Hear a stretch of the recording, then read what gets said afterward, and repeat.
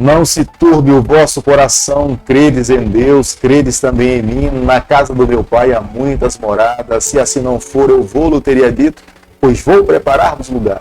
E quando eu for e vos preparar-vos lugar, voltarei e vos receberei para mim mesmo, para que onde eu estiver, estejais vós também. Muito bom dia, com a bênção, com a graça de Deus. Nessa manhã começamos mais um dia na esperança. Todos os dias, quando amanhece, o nosso coração se enche de esperança em vermos o nosso Salvador Jesus voltar, buscar os seus filhos, a mim e a você, nessa terra, e estarmos com o nosso Deus, vivendo com Ele para todo sempre. Mas enquanto Ele não vem, a nossa responsabilidade nesse mundo é de viver o Evangelho, é pregar o Evangelho, é testemunhar do Mestre, é mostrar o Evangelho àqueles que ainda não conhecem o nosso Salvador. Todos os dias nesse canal nós estudamos um capítulo da Palavra do Senhor. E nessa manhã eu convido você a ter nas mãos a Palavra de Deus no livro de Ezequiel, capítulo 34, o versículo 1 e o versículo 2. Veio a minha palavra do Senhor dizendo: Filho do homem, profetiza contra os pastores de Israel. Profetiza e dize-lhes: assim diz o Senhor Deus, ai dos pastores de Israel que se apacentam a si mesmos e não apacentarão os pastores as ovelhas.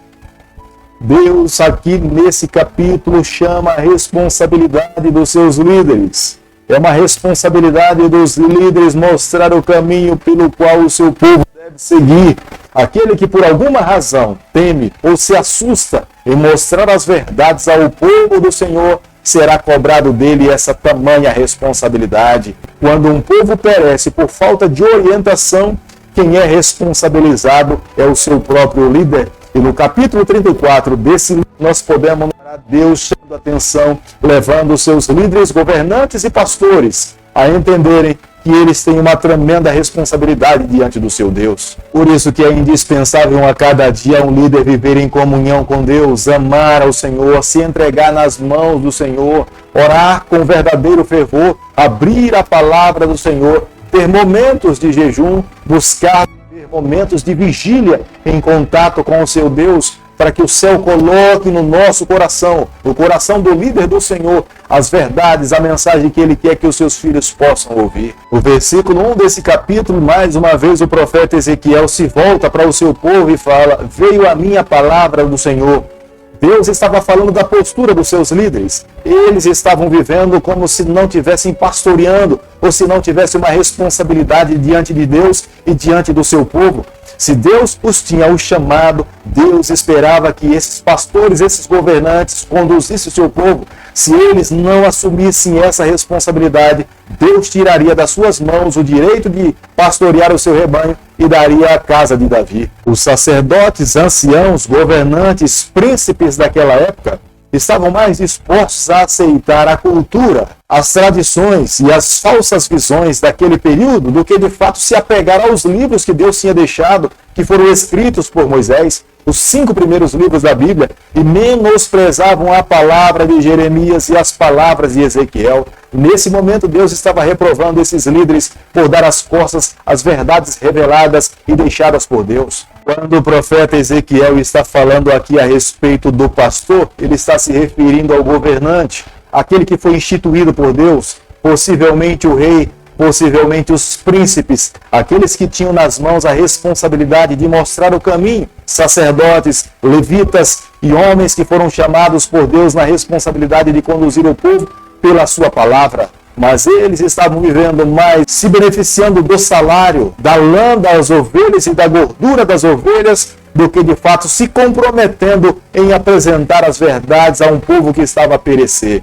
A grande causa da destruição de Jerusalém, Deus estava responsabilizando a esses pastores. Os julgamentos viriam sobre os líderes. É claro que toda uma nação tinha responsabilidade também diante de Deus. Ninguém se envolve no pecado porque é obrigado. A nação tinha escolhido se afastar do Senhor. Os líderes seriam punidos, mas a nação também seria punida, porque eles poderiam ter permanecido fiéis, embora os líderes tivessem se apostatado, mas eles escolheram permanecer no pecado e Deus agora estava a condená-los pelas suas decisões. Os verdadeiros pastores que Deus espera que possa conduzir o seu povo nos dias em que nós estamos vivendo são aqueles que são verdadeiros altruístas, que estão mais preocupados com as ovelhas do que com eles mesmos. É o que Cristo veio fazer aqui nessa terra.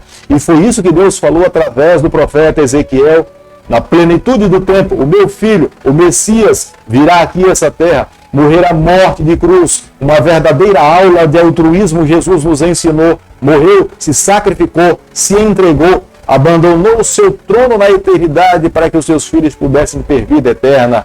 Este seria o exemplo claro que os pastores e os líderes e governantes daquele período deveriam aprender e deveriam conduzir o povo do Senhor. É o próprio Deus que se responsabiliza um dia em vir aqui a essa terra e buscar as suas próprias ovelhas. E nós vimos isso na plenitude do tempo. Na cruz do Calvário, Jesus veio arrebatar os nossos corações. Quando Jesus se entrega, Jesus estava convidando a todos: vinde a mim todos que estáis cansados, sobrecarregados, e eu vos aliviarei. Encontrarei descanso para as vossas almas, se crerem em mim, se confiarem em mim. Foi isso que os pastores não fizeram, mas Jesus, o nosso Deus, veio a essa terra nos mostrar o quanto nós somos amados pelo céu. A verdadeira mudança deveria ter começado pelos líderes de Israel, os pastores, os reis, os governantes e os príncipes. Gordura naquela época era um símbolo de prosperidade.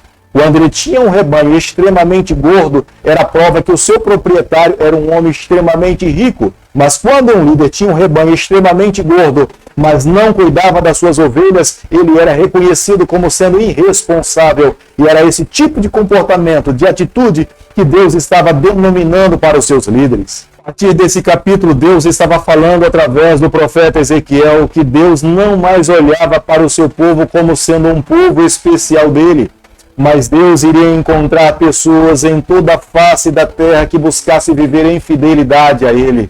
Porque os judeus recusaram viver essa fidelidade e aliança com o seu Deus, mas Deus enviaria o seu Filho aqui a essa terra, para que através da morte de Jesus Cristo, ele pudesse alcançar o coração das pessoas de todas as nações. Através de Cristo, nós nos tornamos irmãos. Através de Jesus é possível todas as pessoas de todas as raças um dia estarem com Deus, vivendo eternamente. Um mau pastor não é apenas quando ele é egoísta, mas quando ele é destrutivo.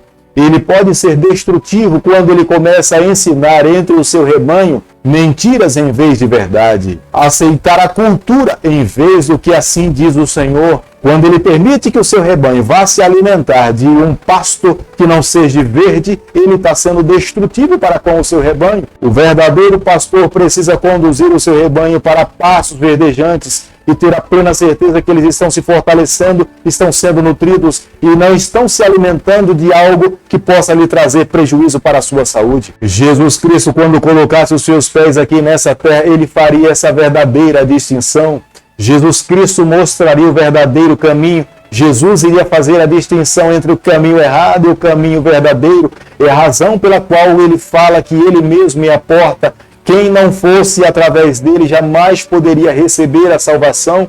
Jesus veio nos mostrar como é que nós podemos um dia mais uma vez voltar a viver ao lado do nosso Pai Celestial. Quando Jesus colocou os seus pés nessa terra, os ensinamentos religiosos estavam tão diferentes do ideal de Deus que foi necessário em alguns momentos o próprio Cristo assumir a postura e perdoar uma mulher que estava na iminência de ser apedrejada. E é o próprio Cristo que declara para aquelas pessoas: quem não tiver pecado, atire a primeira pedra. O próprio Cristo poderia ter feito isso, porque ele era o Filho de Deus e em momento algum cometeu pecado. Mas o Filho de Deus abraçou, acolheu aquela mulher e passou a escrever no chão os pecados daquelas pessoas. Cristo veio nos ensinar como é que nós podemos viver hoje, nos dias que estamos vivendo. Se queremos descobrir a verdadeira verdade bíblica, nós precisamos amar a palavra do Senhor, precisamos nos submeter ao poder do Espírito Santo e permitir que o Mestre conduza a nossa trajetória, a nossa jornada pela estrada da palavra do Senhor. Querido amigo, nós não podemos nos esquecer, Deus tem preparado um rebanho nessa terra. Deus tem os seus olhos voltados para esse mundo. Nem todas as pessoas que estão nessa terra estão com os seus corações completamente avesso à vontade do Senhor. Existe um grupo de pessoas nesse mundo que ama e que deseja viver em fidelidade a Deus. A cada dia se levantam e pegam a palavra de Deus e refletem nela. oram, clamam pela bênção do Espírito Santo para que o seu entendimento esteja aberto para entender qual é a santa, perfeita vontade do Senhor.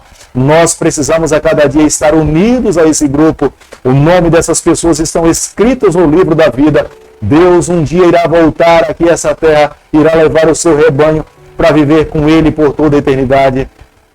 Nos capítulos finais da história do planeta Terra, será esse rebanho que será protegido pelo Senhor, serão amparados por Deus. Essas pessoas não ficarão desamparadas nessa terra. Será o alvo da atenção de Deus. O próprio Deus será o muro de proteção para amparar essas pessoas que têm se voltado para Ele.